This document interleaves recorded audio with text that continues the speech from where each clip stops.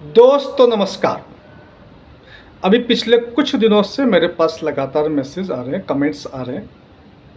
कोई कह रहा है कि सर मुझे सेंसेक्स खरीदना है।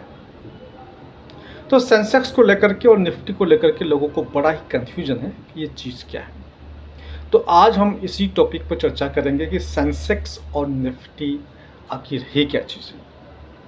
तो इसको समझने के लिए आप समझ लीजिए कि ये शेयर मार्केट के इंडेक्स हैं, ये शेयर मार्केट के इंडिकेटर्स हैं। तो इंडिकेटर्स किस चीज़ के हैं? ये बीएसई के एंड एनएसई के इंडिकेटर्स हैं। अब ये दो चीज़ क्या है?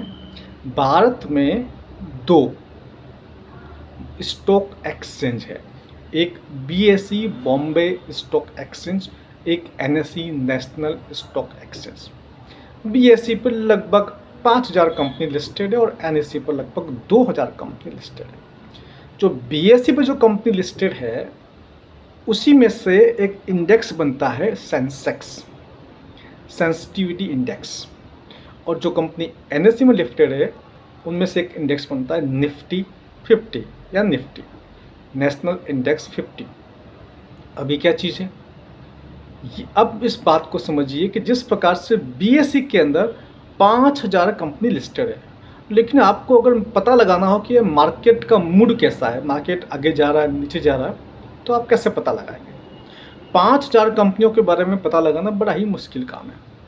तो क्या किया गया कि 30 कंपनी को सिलेक्ट किया गया और उन 30 कंपनियों के रेट के हिसाब से, उनका जो मार्केट कैप जो होता है उस कैप के हिसाब से उनको 30 कंपनियों की कैटेगरी बनाई गई, वहाँ उनको रखा गया और उस कैप के इंडेक्स को कहते हैं आपका सेंसेक्स। ठीक उसी प्रकार से निफ्टी के अंदर जो नेशनल स्टॉक एक्सचेंज है उसकी जो टॉप 50 कंपनी है, यहाँ पर टॉप से मतलब अलग है, वो मैं आपको बाद में समझाऊंगा। वो जो टॉप 50 कंपनीज है उनके जो कलेक्टिव इंडेक्स जो बनाया गया है उसको कहा गया है निफ्टी। पूरे देश में एक ही माहौल है, सेंसेक्स और निफ्टी लाइव जा रहा है, जैसे कि सबसे बड़ा काम यही हो, है ना। तो अल्टीमेटली क्या मतलब है इस चीज़ का? अब सोचिए, एक स्मॉल सैंपल साइज है, जैसे कि हम लोग कोई एग्जिट पोल करते हैं। एग्जिट पोल में क्या होता है? कई बार एग्जिट पोल के नतीजे सही होते हैं, कई बार एग्जिट पोल के नतीजे गलत होते हैं। ठीक वैसे ही सेंसेक्स के नतीजे भी गलत और सही होते हैं, निफ्टी भी गलत और सही होता है। कैसे?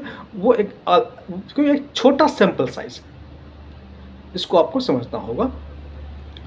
तो चूँकि ये बहुत ही छोटा सैंपल साइज है, इस छोटे सैंपल साइज को लेकर के बड़ी आकलन करना कभी कभी दिक्कत वाली बात होती है। इसको समझाने के लिए मैं आपको समझाता हूँ कि मान लीजिए एक कस्बा है और उस कस्बे के अंदर 5000 मकान हैं और 5000 मकान के अंदर 5000 परिवार रहते हैं। अब वो जो 5000 मकान है वो मकान अपना अपना कंस्ट्रक्शन का काम करते हैं, अपने अपने मकान को बढ़ाते हैं। किसी के पास 2 कमरे वो 1 कमरा बढ़ाता है, 3 कमरा, किसी के पास 4 वो 5 करता है, कोई 1 फ्लोर बढ़ाता है ना। तो कैसे पता चलता? तो इन लोगों ने क्या किया है कि जो सबसे टॉप 30 है उनको सेलेक्ट कर दिया कि भैया ये ग्रो कर रहे हैं, इसका मतलब सबके सब 5000 लोग ग्रो कर रहे हैं, और ये अगर नीचे जा रहा है तो मार्केट नीचे, इसका मतलब बाकी सारी कंपनी, बाकी सारे मकानों की ग्रोथ नीचे है। तो ये बहुत बड़ी गड़बड़ इसके अंदर होती है। तो क्योंकि ये बेसिकली एक ओवरऑल मार्केट की पिक्चर है, लेकिन ये ट्रू पिक्चर नहीं है। क्योंकि हो सकता है जिन 30 मकान की आप बात कर रहे हैं उनकी ग्रोथ इतनी अच्छी नहीं हो, लेकिन जिन मकानों की आप बात नहीं कर रहे हैं, जिनकी तरफ आप आँख उठा कर देख नहीं रहे हैं, जिनका मार्केट कैप छोटा है, हो सकता है कि वो ज़्यादा ग्रो कर रही हो। तो इस बात को आपको समझना है। सेंसेक्स और निफ्टी जैसा बताया जाता है वैसा नहीं होता है। आंख बंद करके सेंसेक्स और निफ्टी के हिसाब से अपने पोर्टफोलियो को चेक नहीं करना है। कभी कभी लगेगा कि आपका पोर्टफोलियो तो गिर रहा है और सेंसेक्स बढ़ रहा है, आप सोचोगे सेंसेक्स तो बढ़ रहा है, मेरे पोर्टफोलियो में तो कोई फ़र्क नहीं आया या नीचे जा रहा है। हो सकता है आपके पोर्टफोलियो में अलग तरह के शेयर हो सकते हैं, कभी कभी सेंसेक्स डाउन होने के बावजूद भी आपका पोर्टफोलियो अप हो सकता है। तो ये कैलकुलेशन कैसे होता है? ये कैलकुलेशन होता है फ्री फ्लोट मार्केट कैपिटलाइजेशन। ये क्या होता है? मार्केट कैप क्या होता है पहले समझ लेते हैं। जैसे मान लीजिए कि एक कंपनी ए है उसके 1 लाख शेयर है और 100 रुपये का प्रति शेयर उसकी कीमत है। तो 1 लाख शेयर है, प्रति शेयर की कीमत 100 रुपया है, तो उसकी जो मार्केट कैप हो गई वो 1 करोड़ रुपया हो गई। एक कंपनी बी है, उसका भी 1 लाख शेयर है, परंतु उसका जो शेयर की जो प्राइस है वो 200 रुपया, तो उसका जो मार्केट कैप हो गया वो 2 करोड़ रुपया हो गया। यानी कि कंपनी ए छोटी हो गई और कंपनी बी बड़ी हो गई, क्योंकि कंपनी ए के मार्केट कैप 1 करोड़ है और कंपनी बी का मार्केट कैप 2 करोड़ है। परंतु यहाँ एक बहुत बड़ा अंतर है, उस अंतर को समझना है। अभी जो एग्जाम्पल हमने लिया उसके हिसाब से कंपनी ए छोटी है, कंपनी बी बड़ी है, परंतु ये फ्री फ्लोट नहीं है। ये मार्केट कैप तो है, फ्री फ्लोट नहीं है। फ्री फ्लोट का मतलब क्या होता है? इसका मतलब ये होता है कि इसमें से कितने शेयर्स ओनर्स के पास है और कितने शेयर पब्लिक के पास है। फ्री फ्लोट मीन्स पब्लिक के पास कितने शेयर, जो ओनर्स के पास जो शेयर है उनको आप हटा दीजिए। अब इसी एग्जाम्पल के अंदर जो कंपनी ए छोटी है, कंपनी बी बड़ी है, कंपनी 1 करोड़ की है, अभी जो एग्जाम्पल सेट किया हमने, और कंपनी बी 2 करोड़ की है। लेकिन कंपनी ए का 80% शेयर मार्केट पब्लिक के पास है, यानी कि लगभग 80 लाख के शेयर पब्लिक के पास है, और कंपनी बी का केवल 30% शेयर पब्लिक के पास है, यानी कि 60 लाख का। तो कंपनी बी बड़ी होते हुए भी फ्री फ्लोट में ए से छोटी हो गई, तो ए जो कंपनी है वो आपका उस इंडेक्स में शामिल हो जाएगी। अब इसमें बहुत कमियां हैं। क्या कमियां हैं दोस्तों? सैंपल साइज बहुत छोटा है। इस सैंपल साइज को लेकर के हम बाकी कंपनी के बारे में असेसमेंट नहीं कर सकते।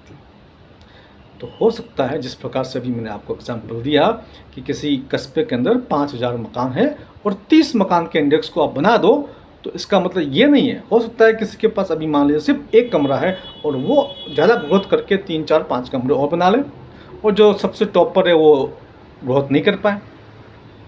तो सैंपल साइज बहुत छोटा है। हालांकि सैंपल साइज को ठीक करने के लिए ये हर 3 महीने बाद एनालिसिस करते हैं और हर 3 महीने बाद उसको बदलाव किया जाता है।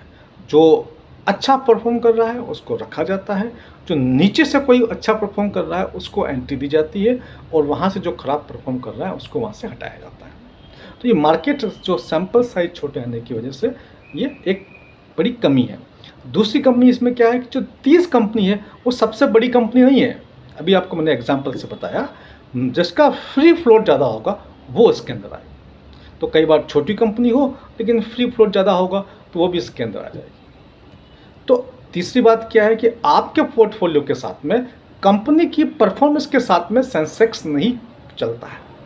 यानी कि सेंसेक्स ऊपर है इसका मतलब यानी कि सारी कंपनी ऊपर है। कहने के लिए मार्केट ऊपर जा रहा है, ऊपर जा रहा है, ऊपर जा रहा है, लेकिन हो सकती है कि किसी पर्टिकुलर कंपनी का शेयर नीचे जा रहा हो या मार्केट डाउन हो, उसके बावजूद आपने या किसी पर्टिकुलर कंपनी का शेयर ऊपर जा रहा हो। तो ये दोस्तों आपको ध्यान रखने वाली बात है।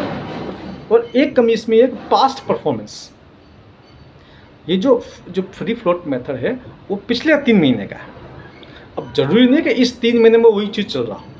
तो आप सोचेंगे कि यार सेंसेक्स बढ़ गया है, तो हम ऐसा करें, सेंसेक्स में ये वाली कंपनी आ गई है और ये निकल गई है, तो जो कंपनी आ गई है उसके हम शेयर परचेस कर लेते हैं। जो आ गई है वो परफॉर्म कर चुकी है, आगे करेगी नहीं करेगी ये आपको पता नहीं है ना। रेस का जो घोड़ा है, रेस का घोड़ा पहले आपको तय करना पड़ेगा कौन सा वाला घोड़ा जीतेगा। यदि आप पहले तय कर सकते हैं कि ये वाली कंपनी आगे जा करके सेंसेक्स में आएगी, तब तो आपको दोस्तों बहुत अच्छा फ़ायदा हो सकता है। अदरवाइज जो बहुत आगे जा चुकी है वहाँ अगर आप इन्वेस्ट करते हैं तो उसका और अधिक जाने की संभावना कम होती है, तो वहाँ आपको इतना बेनिफिट नहीं होता है। दोस्तों मैं समझ सकता हूँ कि आज के इस वीडियो से आपका सेंसेक्स और निफ्टी को लेकर जो कन्फ्यूजन है, जो मिसकंसेप्शन है वो दूर हुआ होगा। हम ऐसे सेंसेक्स और निफ्टी को नहीं परचेस कर सकते, हम किसी कंपनी के शेयर को परचेस कर सकते हैं। नमस्कार, वंदे मातरम।